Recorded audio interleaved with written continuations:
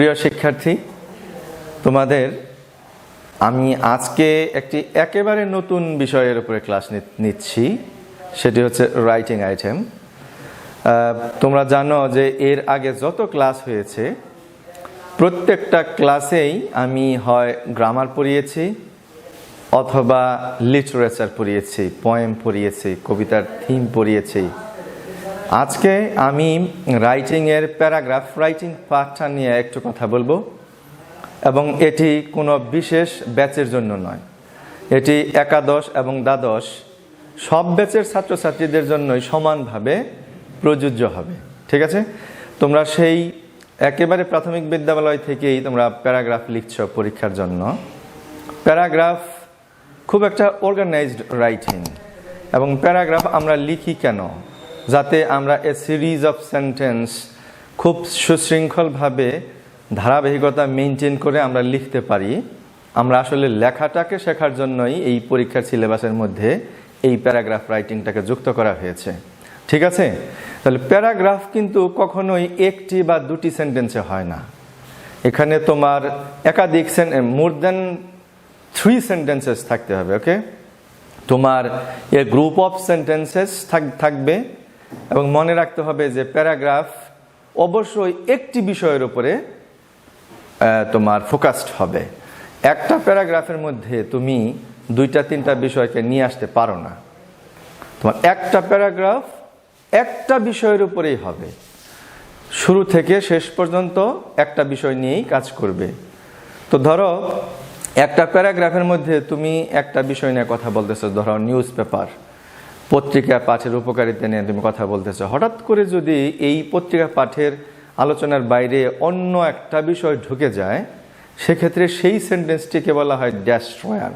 ওটা তোমার প্যারাগ্রাফকে ডেস্ট্রয় করবে। ঠিক আছে? তো একটা প্যারাগ্রাফে কমপক্ষে 5টা সেন্টেন্স থাকবে, মনে থাকবে?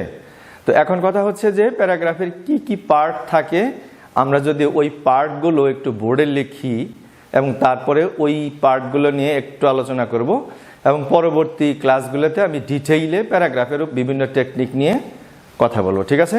তাহলে আজকে প্যারাগ্রাফ রাইটিংয়ের যে পার্টগুলো থাকে তাতে প্রথমত 1 নাম্বার যে বিষয়, 1 নাম্বার যে পার্টটি, সেটি হচ্ছে টপিক সেন্টেন্স। প্যারাগ্রাফে একটা সেন্টেন্স থাকে যাকে বলে টপিক সেন্টেন্স। টপিক সেন্টেন্সটা কি আমি একটু পরে কথা বলছি। তারপরে দ্বিতীয় যে অংশটি থাকে তাকে বলা হয় supporting sentence. Supporting sentences. Supporting sentence আসলে একটা হয় না, এখানে মোর দ্যান 2 হওয়া উচিত। এই জন্য আমি বললাম যে একটা প্যারাগ্রাফে অন্তত 5টা সেন্টেন্স থাকতে হবে। এবং সর্বশেষ হচ্ছে কনক্লুডিং সেন্টেন্স, বা টার্মিনেটরও বলে এটাকে, কনক্লুডিং সেন্টেন্স। এখন টপিক সেন্টেন্সটা কি? শুরুতে যদি আমরা টপিক সেন্টেন্স নিয়ে কথা বলি, এই টপিক সেন্টেন্সটা হচ্ছে তুমি একটা রচনা যখন লিখো, এসে, সেখানে অনেকগুলো প্যারাগ্রাফ থাকে। ওই প্যারাগ্রাফের মধ্যে প্রথম যে প্যারাগ্রাফটা থাকে ওইটা আসলে ওই রচনার বা এসের ইন্ট্রোডাকশন, অর্থাৎ রচনার ওই প্যারাগ্রাফটা দেখেই বোঝা যায় যে আসলে পরে আমরা কি দেখতে যাচ্ছি, কি পেতে যাচ্ছে, এটা হলে একজন রিডার বুঝতে পারে। ঠিক একইভাবে যেহেতু একটা প্যারাগ্রাফ মাত্র কয়েকটা সেন্টেন্স নিয়ে গঠিত হয়, সেক্ষেত্রে তোমার একটা সেন্টেন্স হচ্ছে তোমার ইন্ট্রোডাক্টরি সেন্টেন্স। এই টপিক সেন্টেন্সটার মাধ্যমে তুমি আসলে কি বলতে চাও প্যারাগ্রাফের মধ্যে, তা এই তোমার সেটা হলো তোমার এই টপিক সেন্টেন্সের মধ্যে থাকবে। এটা আসলে ইন্ট্রোডাক্টরি সেন্টেন্স। এইটা তোমার পুরো প্যারাগ্রাফটাকে ইন্ট্রোডিউস করছে যে কি বিষয় নিয়ে ওখানে আলোচনা হবে। ঠিক আছে? এখন এই যে টপিক সেন্টেন্স, যেটা এই টপিক সেন্টেন্সটাকে তো তোমার সাপোর্ট করার জন্য আরও কিছু সেন্টেন্স দিতে হবে ওইটা রিলেটেড, ওই টপিক সেন্টেন্স রিলেটেড। এখন ওই সাপোর্টিং সেন্টেন্স দেওয়ার পর তোমার প্যারাগ্রাফটাকে তুমি যদি একটু বড় করতে চাও, সেক্ষেত্রে ওই সাপোর্টিং সেন্টেন্সগুলোকে, প্রত্যেকটা সাপোর্টিং সেন্টেন্সকে আবার বিস্তারিত বর্ণনা করা যায়। ওইটাকে বলা হয় অ্যাডিং ডিটেইল। অর্থাৎ তুমি একটা সাপোর্টিং সেন্টেন্স লিখলা, ওই সেন্টেন্সটাকে আরও তুমি ডিটেইল যোগ করে ওইটাকে তুমি আরও বড় করতে পারো। সর্বশেষ তোমার রচনাতে বা এসেতে যেরকম তুমি কনক্লুশন লিখো, সেখানে একটা প্যারাগ্রাফই থাকে, আর তোমার প্যারাগ্রাফের মধ্যে একটা কনক্লুডিং সেন্টেন্স থাকবে। একটা সেন্টেন্সের মধ্য দিয়ে তুমি কনক্লুড করবে, উপসংহারটা টেনে দিবে।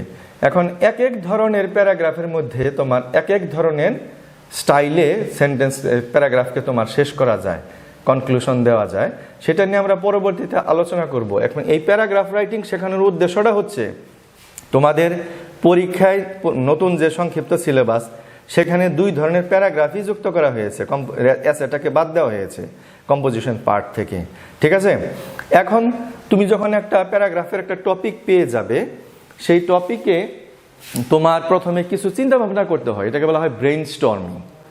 যে আমার এই টপিকের উপরে প্যারাগ্রাফ লিখতে হবে, ধরো অ্যান আইডিয়াল স্টুডেন্ট, এটা হলো তোমার প্যারাগ্রাফের topic.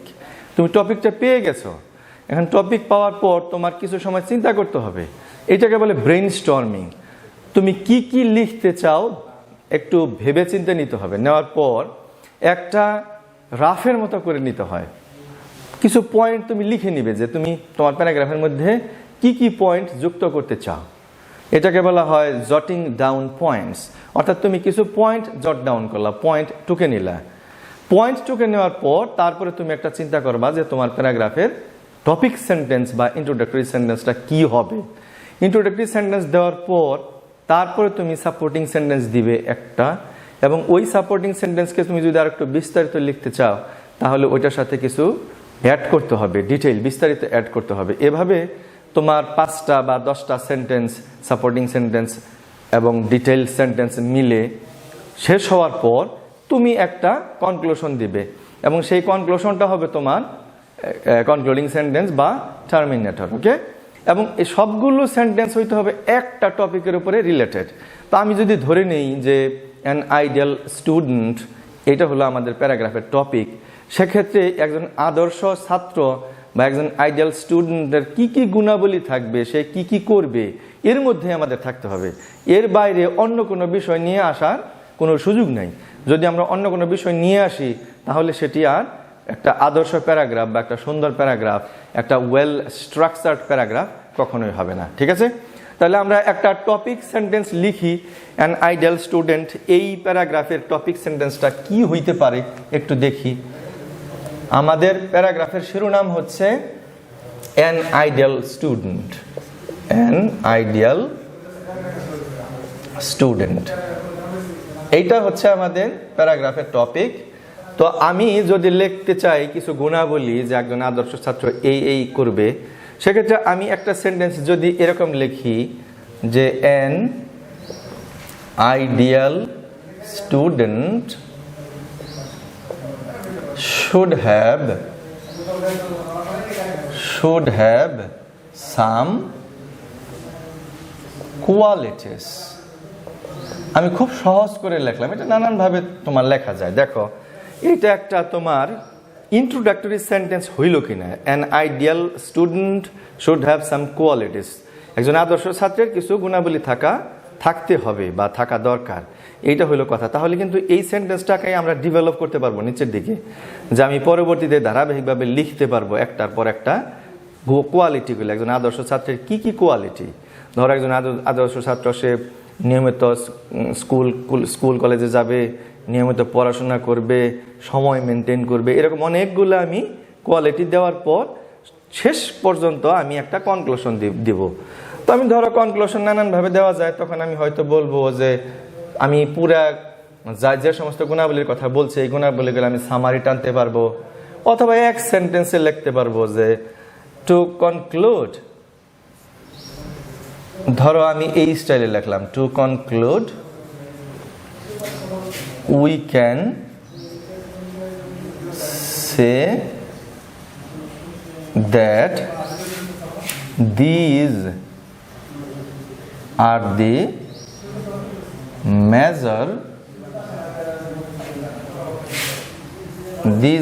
major qualities of an ideal student. তো দেখো, আমি ইন্ট্রোডাকশন দিয়ে বলছি যে একজন আদর্শ ছাত্রের কিছু গুণাবলী থাকতে হবে, ভিতরে সাপোর্টিং সেন্টেন্স হিসাবে আমি গুণাবলীগুলো লিখলাম একটার পর একটা। তারপর আমি শেষে আমি বললাম যে কনক্লুশন টানার জন্যে, উপসংহার টানার জন্য আমরা এই কথা বলতে পারি যে এইগুলা হচ্ছে একজন আদর্শ ছাত্রের গুণাবলী। সেই গুণাবলীগুলো আমি অলরেডি উপরে বলেছি, তাহলে এটা কিন্তু আমার কনক্লুশন হয়েছে। এই যে প্যারাগ্রাফটা, অ্যান আইডিয়াল স্টুডেন্ট প্যারাগ্রাফটা, এইটা লিস্টিং টেকনিকের মধ্যে পড়েছে। তোমরা জানো যে তোমাদের পরীক্ষায় সংক্ষিপ্ত সিলেবাসের মধ্যে বলা আছে লিস্টিং টেকনিকে প্যারাগ্রাফ তোমাকে লিখতে হবে। তাহলে আমরা আগামী ক্লাসে লিস্টিং টেকনিকে এই প্যারাগ্রাফটা কিভাবে লেখা যায় আমরা পরের ক্লাসে দেখব। তো আজকে এ পর্যন্তই, আজকের মতো শেষ করি, এবং পরের ক্লাসে আমরা প্যারাগ্রাফ লেখার টেকনিক শিখব, এবং সেই টেকনিকটা হচ্ছে লিস্টিং টেকনিক। এবং লিস্টিং টেকনিকের মধ্যে কিভাবে এই অ্যান আইডিয়াল স্টুডেন্ট এই প্যারাগ্রাফটাকে ডেভেলপ করা যায় আমরা সেটাই দেখব। Thank you so much for watching.